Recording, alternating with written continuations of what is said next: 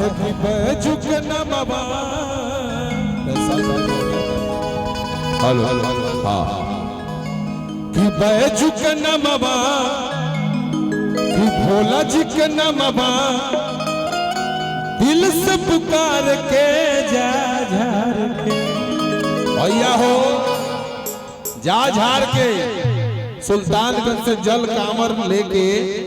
105 kilometre की यात्रा करके बीच में श्री राम सेवा संघ शिविर लागल बा निःशुल्क हो आराम करे के बाद भजन के साथ साथ भोजन भी करके फिर यहाँ से यात्रा लेके चल के कांवर तो भक्त से कहते हैं अपना कमरिया भाई लोग से कि शिव जी के नमवा कि भोला जी के नमवा कि दिल से पुकार के जा झार के अरे जा झार के बाकिर आई हजाल ढार के जा झार के बाकिर आई हजाल ढार के जा झार के बैजुक नमवा शिव जी के नमवा दिल से पुकार के जा झार के शिव जी के नमवा बैजुक नमवा दिल से पुकार के जा झार के बाकिर आई हजाल ढार के जा झार के बाकिर आई हजाल ढार के जा झार के या राजा हिंदुस्तानी क्या बात है बोल बम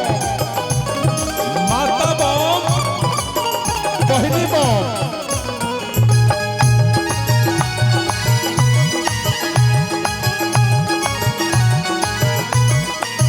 कैसे कहते हैं भक्त पेठली हगेरुआ सोभी बदनवा गेरुआ के गाम छा रखली हकनवा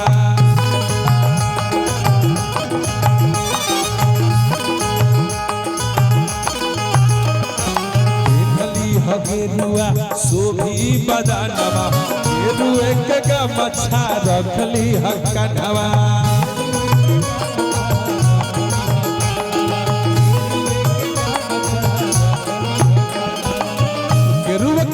गेरुआ के पगड़ी बनी है संभर के जा झार के गेरुआ के पगड़ी बनी है संभर के जा झार के बाकिर आई हजाल ढार के जा झार के बाकिर आई हजाल ढार के जा झार के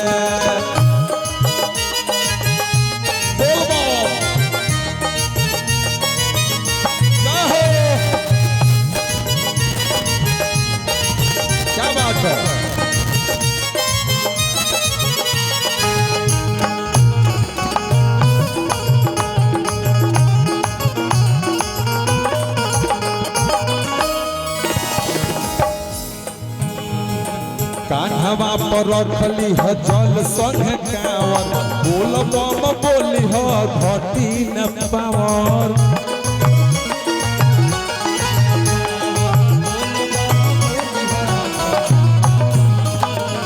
जल संग रखी ह कान्हवा पर कांवर बोल बम बोलत जई ह घटी नहीं पावर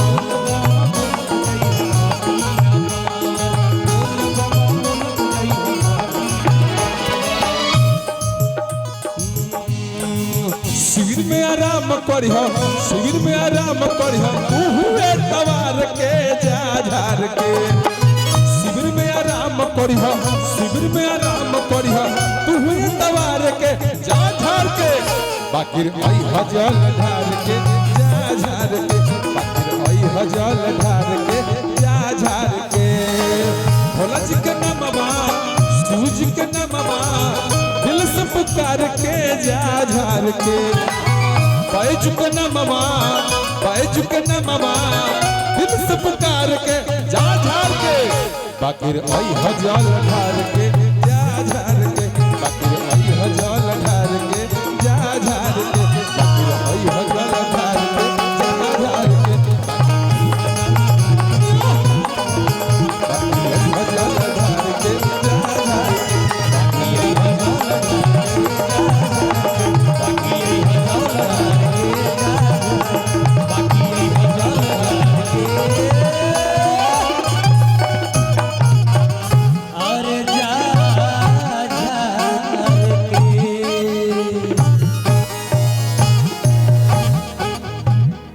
बोली शंकर भगवान की। चलिए बड़े मित्र साथी, अब आपके द्वारा इस कार्यक्रम का आयोजन आगे की ओर बढ़ाया जाए। तब तक के लिए बोली हरा हरा